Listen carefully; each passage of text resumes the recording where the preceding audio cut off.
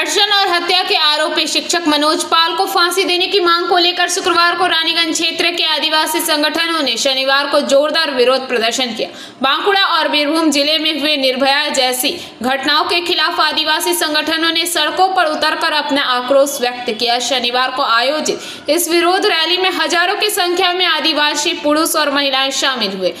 इरेलेडी माझी मापाजी संगठन के द्वारा यह विशाल रैली निकाली गई। रैली रानीगंज के 19 नंबर राष्ट्रीय राजमार्ग स्थित टीबी अस्पताल के पास से शुरू होकर रानीसर मोड़ के पास सिंधु कान्हू की प्रतिमा के नीचे आकर समाप्त हुई। वहीं प्रदर्शनकारियों ने धर्षण और हत्या के आरोपी शिक्षक मनोज पाल का पुतला फूंककर अपना विरोध दर्ज कराया।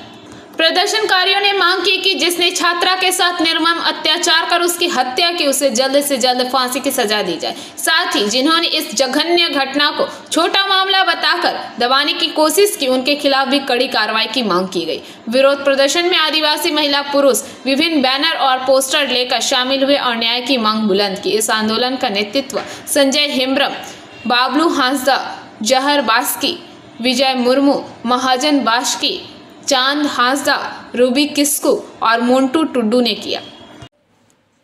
आज इरेलेडी माझी मापाजी এবং সহযোগিতায় বাঁশড়া স্টেডি ক্লাব, ভারত জাকাত মাঝি পারগানা মহল, আদিবাসী মিলন গাঁওতা, বাবুপুর আদিবাসী সাগেন গাঁওতা এদের উদ্যোগে রামপুরহাটে যে কুইন্দিমিরু নৃশংস হত্যা সেই যে দোষী মনোজ পালের ফাঁসির দাবিতে প্রদীপ শোরুম যেটা জাতীয় সড়কের উপর আছে ধারে সেইখানে থেকে 2 নম্বর জাতীয় সড়ক ধরে রানীসাহের সিধুকান মূর্তি পর্যন্ত একটা আদিবাসীদের বিক্ষোভ মিছিল এবং সমাবেশ করা হয়, যার মূল দাবি হচ্ছে যে এই সময়কালে নৃশংস যে রামপুরহাটে যে ঘটনা ঘটেছে তার দোষী নরপিশাচ মনোজ পালের ফাঁসি।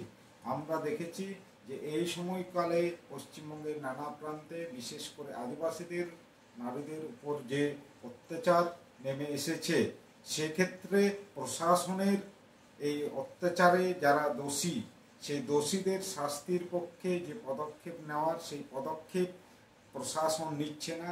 যেভাবে আমরা দেখেছি দুর্গাপুরের ঘটনা হওয়ার পর যেভাবে রাজ্য সরকার এবং বিভিন্ন এমপি এমএলএরা সেখানে দুর্গাপুরে আইকিউ সিটিতে গিয়ে নির্যাতিতার সঙ্গে এবং তার পরিবারের সঙ্গে দেখা করেছে, কিন্তু সেটা ব্যতিক্রম আমাদের রামপুরহাটের ঘটনার ক্ষেত্রে সেখানে এখনো পর্যন্ত কোনো এমপি এমএলএ কিংবা রাজ্য সরকারের যে মুখ্যমন্ত্রী সেই মুখ্যমন্ত্রীর কোনো বিবৃতি আমরা শুনতে পাইনি, একটুকু কথা খরচ করেননি। রামপুরহাট ঘটনা ঘটার পরও আমরা দেখেছি যে কুশমন্ডিতে আমাদের একজন আদিবাসী নাবালিকা, সেই নাবালিকার উপর শারীরিক নির্যাতন করা হয়েছে।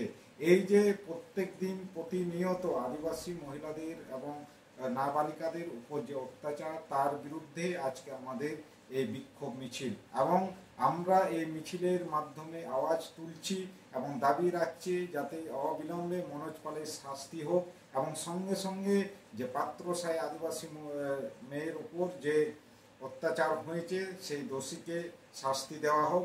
সঙ্গে সঙ্গে পুরুলিয়া বড় থানার অন্তর্গত যে আদিবাসী ছাত্রীনিবাস সেখানে যে ভাস্কর মাহাতো প্রত্যেক দিন আমাদের মেয়েদের উপরে যে অত্যাচার করতেন সেই ভাস্কর মাহাতোর দৃষ্টান্তমূলক শাস্তি দাবি করছি।